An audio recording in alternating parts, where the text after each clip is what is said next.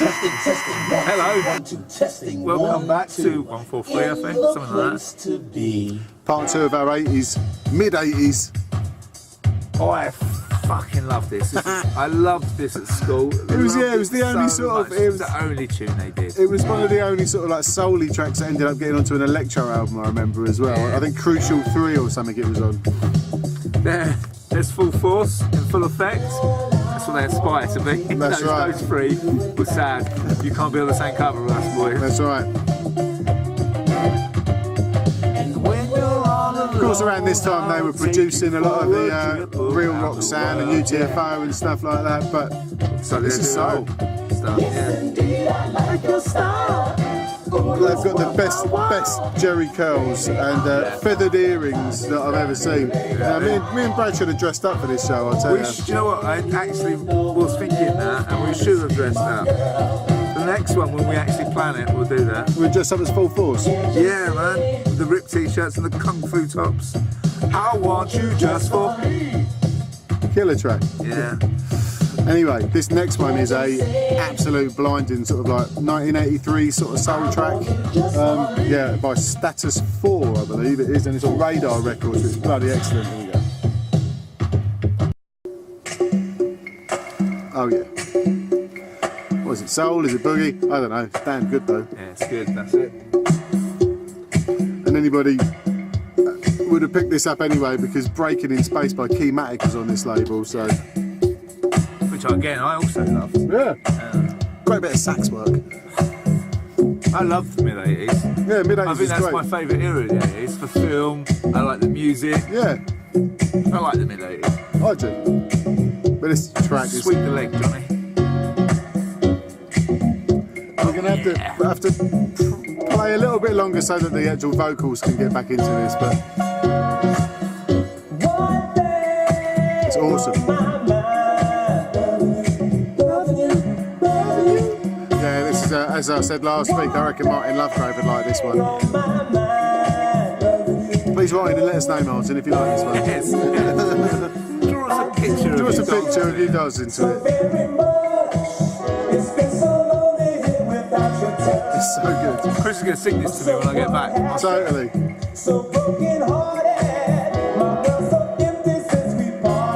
It's brilliant.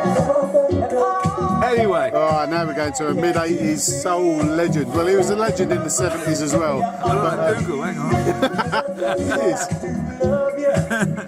I'm kind of in disguise trying to prove this wasn't filmed on the same day as it worked. Foiled.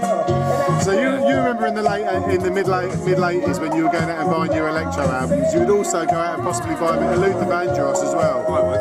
I did. There you go. Casio keyboard in full effect. Yeah, there was some great 80s soul albums out there, but Luther, I think, was the king of them all. That's right. But I always liked Alexander O'Neill because it was a little bit edgier as well. He was. Yeah.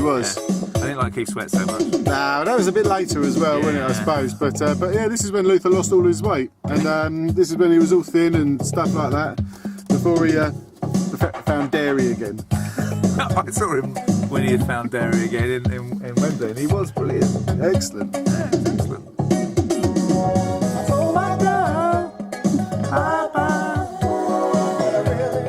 Yeah.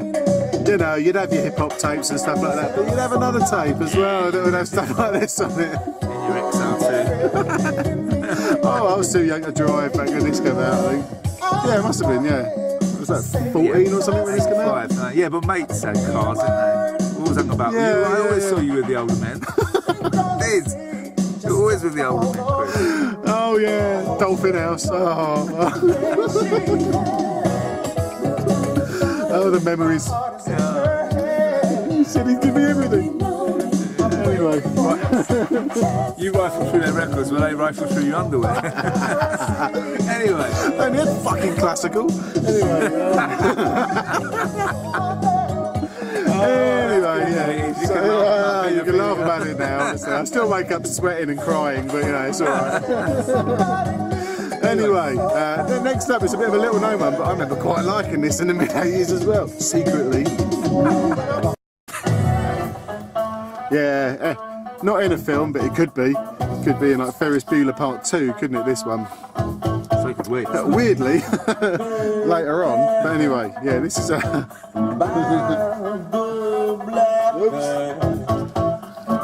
Hip Sway, Honey Thief. Hip Sway, yeah, that's right. There was something about like the early and mid 80s with British bands who just wanted to be funky, and even though they were like new wave and stuff, they would always have a bit of slap bass and a bit of a groove to it. Yeah, I don't care if you don't like it. I do you know what, I didn't, when he showed me the album, I didn't have a clue what it was, and then I recognised it though straight away. Yeah. This must have been their only track, yeah? Yeah, I think they probably had other tracks out, but this was the one. I think there was a bit of a hit or whatever. Anyway, this one is out to my friend Joel Martin, who loves everything about 80s music, so I'm gonna make sure he watches this one. Well, then he'll love what's next. These bands. I think he's gonna love everything this next coming up, to be honest with you. The next band is actually one of my favourite bands of all time, by the way. Anyway, yeah. Everyone out there is thinking, you know what, these past 2 or 3 years, they've just hijacked somebody else's record collection, been playing other people's stuff. And now they're playing complete and utter guff. But, yeah, pretty much, that's right. I've got tons of this shit. Anyway, next up is Tears for Fears. Labour loving, Maggie hating, Tears for Fears. Chris has been waiting for this today. 2.5 years, nearly 3 years I've been waiting to play Tears for Fears. I like some of their tracks. I love this album. Anyway, but yeah, obviously Cash Money used it on Ugly People Be Quiet. And it was in the film Donnie Darko, there you go. But I think they're brilliant, man. Seen them live and everything. Have you? Oh yeah, I seriously love them. Love their hair. If you don't like it that much, you can just talk about the weather or something. Yeah. Anyway. Next hip hop show. Yeah, I know. You fucking frauds. Yeah. Anyway, we are redeeming ourselves a little bit with the next track actually, because we have neglected sort of like some of the sort of reggae output of the 80s and stuff like that. We've got to wait for the chorus, haven't we? Oh yeah, we've got to wait for the chorus. We've got to play the chorus. But anyway. It is a good tune. It's a brilliant tune. It's a brilliant album.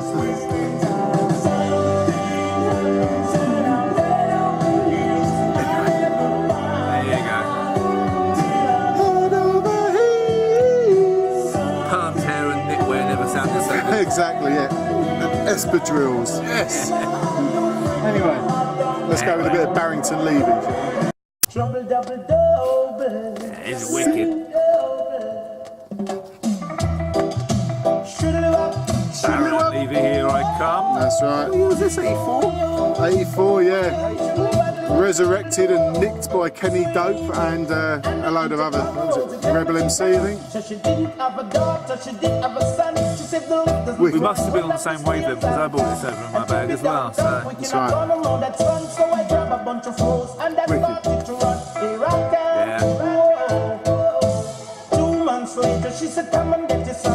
Yeah. Coming up next, we've got a tune with a great break. Yeah, oh, it's a well-known tune as well, but there is a break on it, and I know that a few b-boy DJs out there have had 2 copies and spun it together. I'm better than Broadway. Yeah, well, you know, we shouldn't really actually try and sing along to this, really. Anyway, so next up is Big Bag.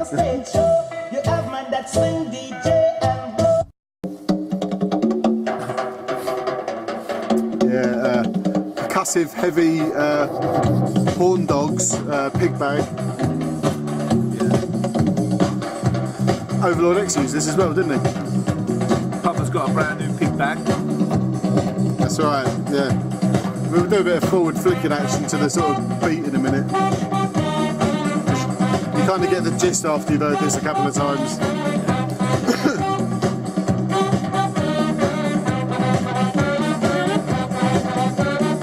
Let's go to that beat, shall we? There you go. A couple of these. Yeah. That's one fast b-boy circle. Anyway, that's it from us. Yeah, flying by. Yeah, that's right. We'll catch you next week. next week for the late 90s. Late 80s. Late 80s. Fucking hell, idiot. With a little bit of a house. Dare I say, Yeah, because we are omitting any hip hop. I know we shouldn't, but because we're going to do some more of that later on. It's important. Yeah, that's right. See you next week.